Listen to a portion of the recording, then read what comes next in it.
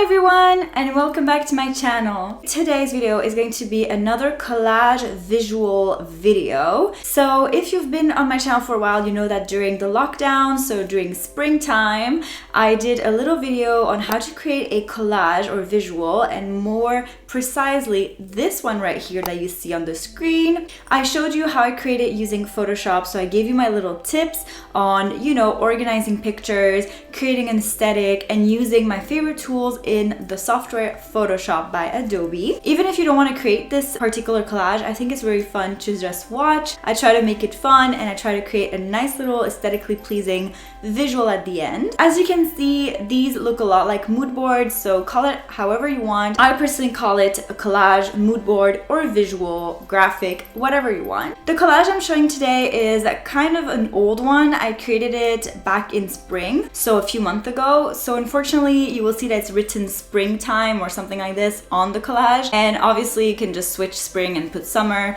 The idea is just to really show you my research in terms of images and just to have an aesthetic point of view regarding the collage. But really, it's up to you. Choose the aesthetic, choose the words you want to put on your collages or your mood boards. This is just really a fun thing that I wanted to show. And without further ado, let's get going into the video. So we start with a little square, as I always use, like my last video, and I have my file with all of the Pinterest pictures I chose for this particular collage. So I'm using the ones that are not possible to use as PNGs. PNG, it's when you can get rid of the background and create a transparent background. These ones are a bit tough to use as PNGs, so I just use them as like the background of my collage. It can be places, it can be objects, people.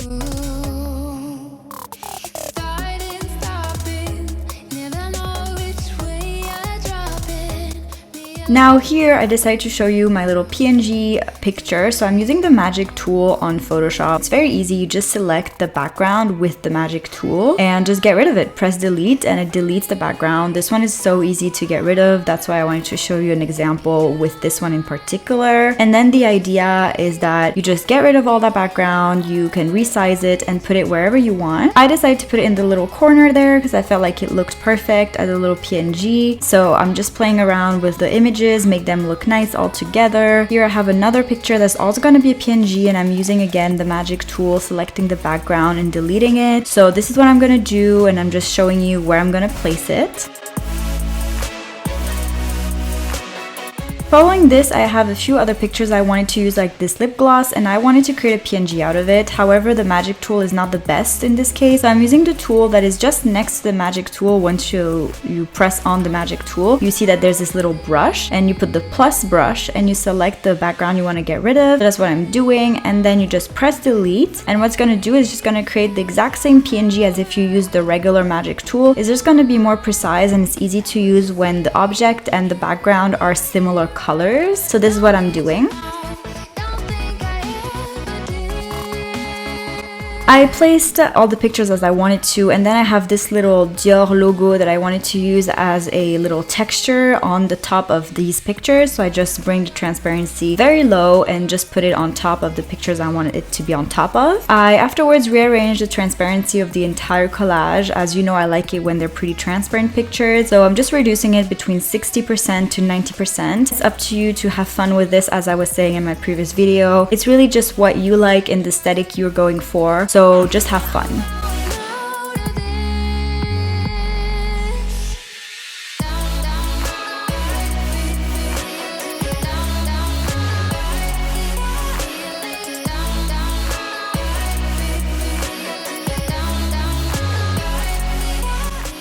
Here I'm going to be using a picture I really like of these little butterflies, and I'm going to use this tool that is just going to be selecting as however you want the little butterfly you want or the piece of the picture you want. I'm switching just the selection and using my little magic tool again to delete the blue background to keep only the butterfly. So right here I have my little butterfly, just putting it right there. I'm going to do the exact same thing with this other little butterfly, the little orange one.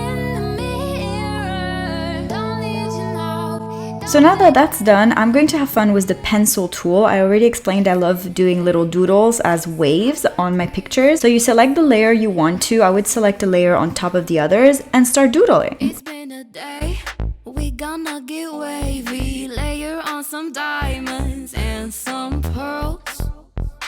Maybe we could go to the mall, get on Once this is done, I'm going to again arrange the little transparency of all of the pictures to make some of them pop and some others even more transparent. So this is just very important to me because it just makes the whole texture of the collage. So this is exactly what I'm up to right now. As you can see, I'm also selecting this new picture, which is like water, and I decided to put the transparency very low and put it on top of the picture on the right. I decided to create a black rectangle right here. I mean, the outline is black, and I love using geometrical shapes. I didn't in my last collage, but I wanted to show you that it can be really nice. You can definitely add a little something to the collage if you add geometrical shapes. So this is what I decided to do with this particular rectangle. I really like the look of it, so I really would tell you try using geometrical shapes. Here it's time to write something, and I went with a very simple text. I wrote a spring day. So here what I'm decided to do is that a day is going to be written in a bold font like I did last time with my previous collage, and I decided to write spring in a handwritten font. I'll write the fonts on the screen, and here I'm just going to play around with it. So here we go, I have my little writing, and now I'm just changing the colors. It was really upsetting because the background is so transparent but at the same time so bright. It was hard to choose the right color for the text. So what I tried to do is go into mask style and to add some shadows. Like last time, a day will have this nice little white shadow that I use in this Photoshop tool. And basically what I'm going to do is the exact same thing afterwards with spring. I went into mask style, and this time I also looked at the outline options, and I chose that this outline, it was white. Obviously I changed the color to black. Then as a matter of having fun with the different colors, I played around with it for a long time trying to find what would look good. So mask style offers a lot of great ways to make your text pop. So this is exactly what I did, changing colors, etc. I also skipped quite a bit of this part because I was changing fonts non-stop, because as you can see right in here, I decided to go with Baskerville as a font for the a day part of the text. I felt like it was just too bold, the other one, and it didn't match the whole kind of aesthetic of the collage. And right here I decided just to make it look nice in the middle, and as you will see, spring, I also changed the color. I put it in pink, this very kind of light pink, and I went also in the outline in the mask style to add a bit of a white outline to it. I changed a bit the colors, and the idea was to make it very girly, which I think I managed. I also made spring bigger afterwards just for it to pop a bit more, and here I was just putting more transparency or less depending on the pictures.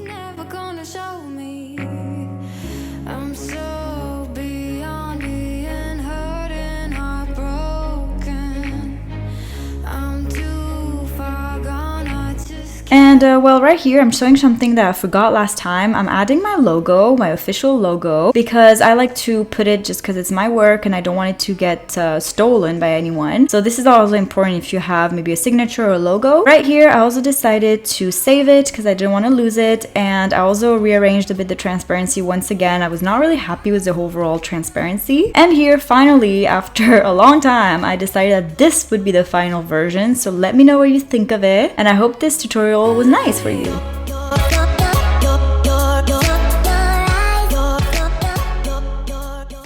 I really hope you enjoyed this collage. I personally think it's one of my favorites I've ever done. I love how pink and girly it is. As I mentioned, you can switch spring with summer or any other word you want. My idea was just to show you my process and the tools I use in Photoshop. If you're not subscribed yet to my channel, click below. It's a red button. It's free and it's just really fun because you get to see my videos whenever I upload. You can DM me on Instagram if you have any requests for any video at all. I love taking in requests for videos. So you can DM me, as I said, on Instagram, follow me if you're not following me yet, or you can send me just requests here in the comments below. And other than this, just let me know what you thought about the whole video. And as I always say, I will see you next week in my next video. Bye!